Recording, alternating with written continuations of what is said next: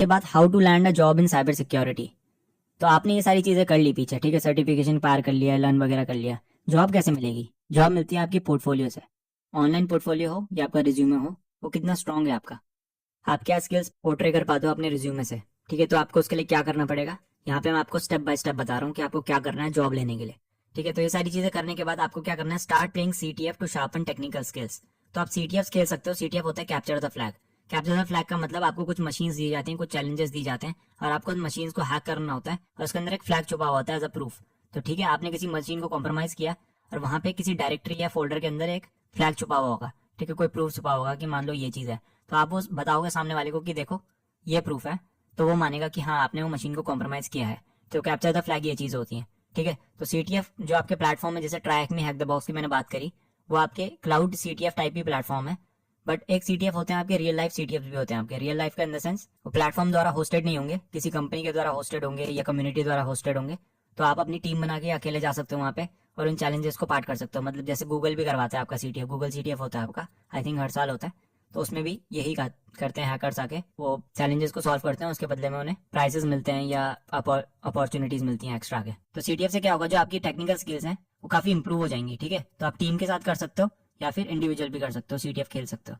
इस सीटीएफ के बारे में जानकारी लेने के लिए आप ctftime.org करके एक वेबसाइट है, वहां जाके देख सकते हो कौन से अपकमिंग सीटीएफ आ रहे हैं, तो उसमें सारी डिटेल्स रहती हैं। नेक्स्ट है hunt for bugs on bug bounty programs and get paid. तो आप फ्रीलांसिंग कर सकते हो बग बाउंटी प्लेटफॉर्म्स में। तो बग बाउंटीज क्या होते हैं, तो बग बाउंटी कुछ प्लेटफॉर्म्स होते हैं जैसे हैकर वन, बग क्राउड वगैरह।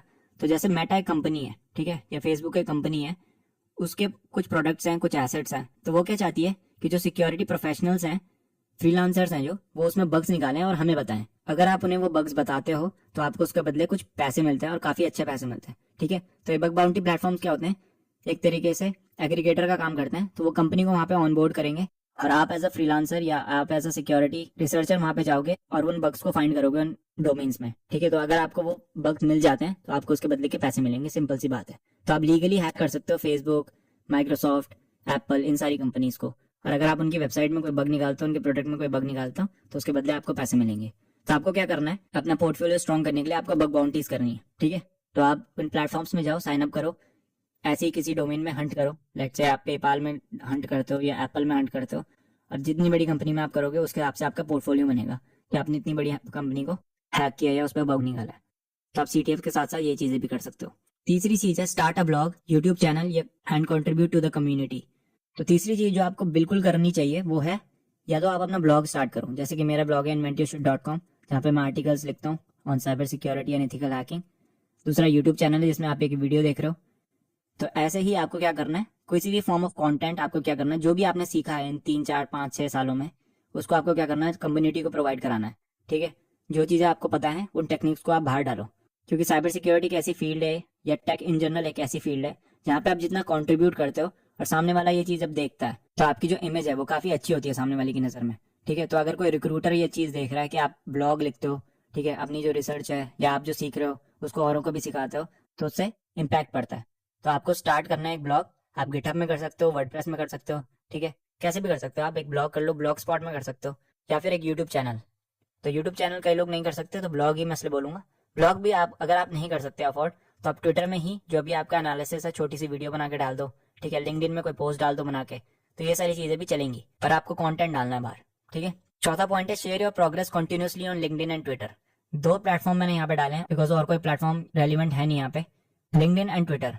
लिंक्डइन क्या है, फेसबुक है प्रोफेशनल्स का, सारे प्रोफेशनल्स, सारी कंपनी के सीईओज, एचआर आपको वहीं मिलेंगे। ठीक है, तो जब आपकी नौकरी मिलने के चांसेस हैं, आजकल जो लिंक्डइन का शायद जॉब पोर्टल है वहीं से आप अप्लाई करते हो जॉब्स वगैरह के लिए भी, तो लिंक्डइन आपका जरूरी हो जाता है।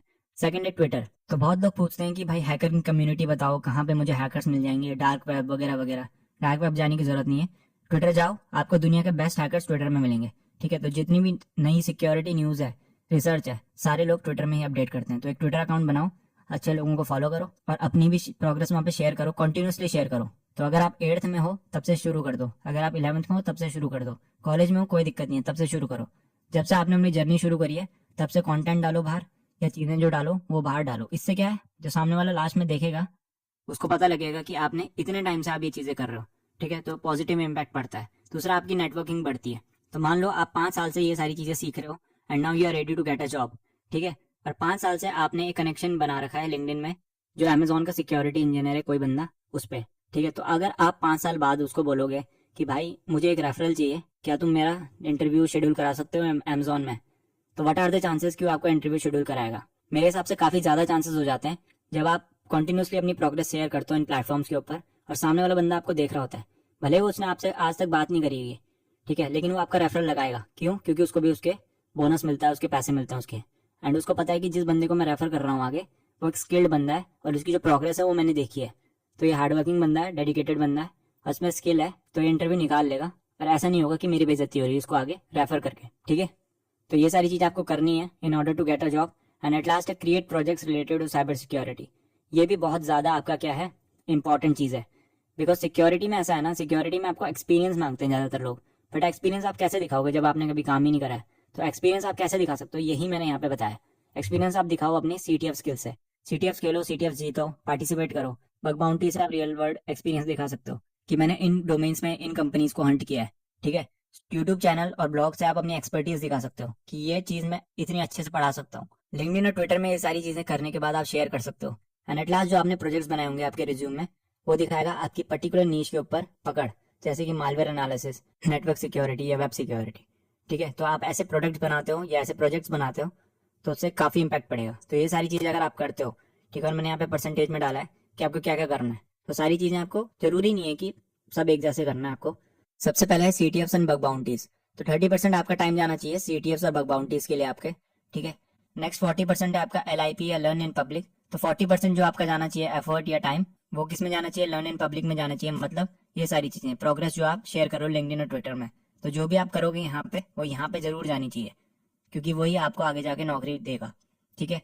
20% आपका कंट्रीब्यूशन जा सकता है कम्युनिटी की तरफ, जैसे कि ब्लॉग आपने लिख लिया, तो मान लो महीने में आपने 3 आर्टिकल लिख लिए, या महीने में आपने 2-4 वीडियोस डाल दी यूट्यूब में या किसी और प्लेटफॉर्म में, तो कम्युनिटी कंट्रीब्यूशन होगा आपका।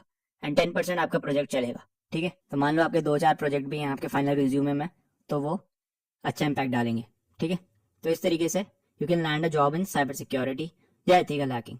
नेक्स्ट बात कर लेते हैं रिसोर्सेज की। So free resources to learn. सबसे पहले स्किल जो हमने बात करी थी दैट वाज फाउंडेशनल नॉलेज, तो वो आप कैसे कर सकते हो? उसके लिए मैंने एक ई बुक बनाई है, फ्री ई बुक है, जो कि मेरे टेलीग्राम चैनल पे है।